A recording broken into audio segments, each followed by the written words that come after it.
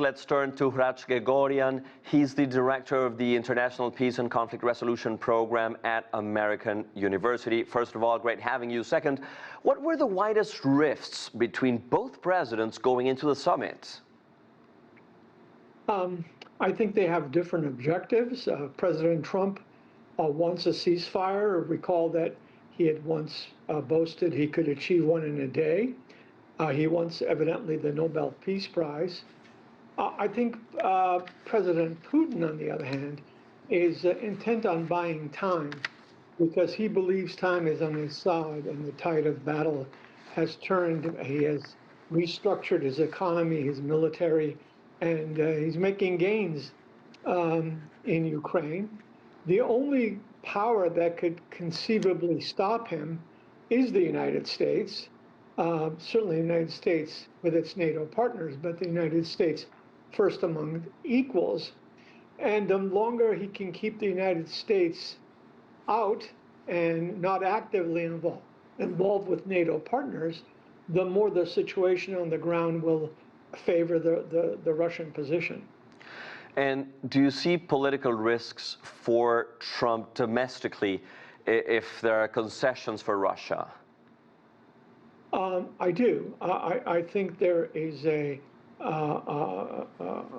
real concern amongst both the public and foreign policy experts that if, for whatever reason, the U.S. president concedes too much of this land swap issue, it does not bode well for Western Europe. It's Ukraine one, but it's to the domino effect potentially amongst our NATO allies. And I think the public is, those that are tuned into foreign policy matters, is wary of Russian intentions. And speaking about Russian intentions, do you see Putin using this meeting to strengthen his position internationally? Absolutely.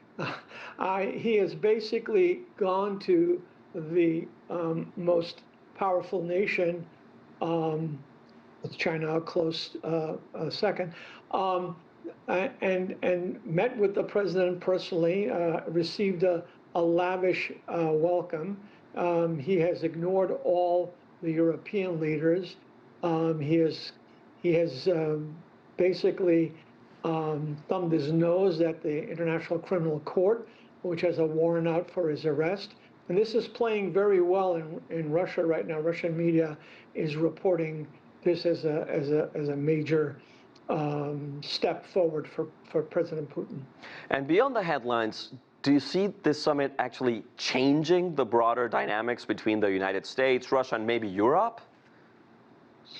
I'm not sure. A lot will obviously depend on what President Trump says to our NATO allies and what he says to President Zelensky, and we'll hopefully hear about that in the coming days.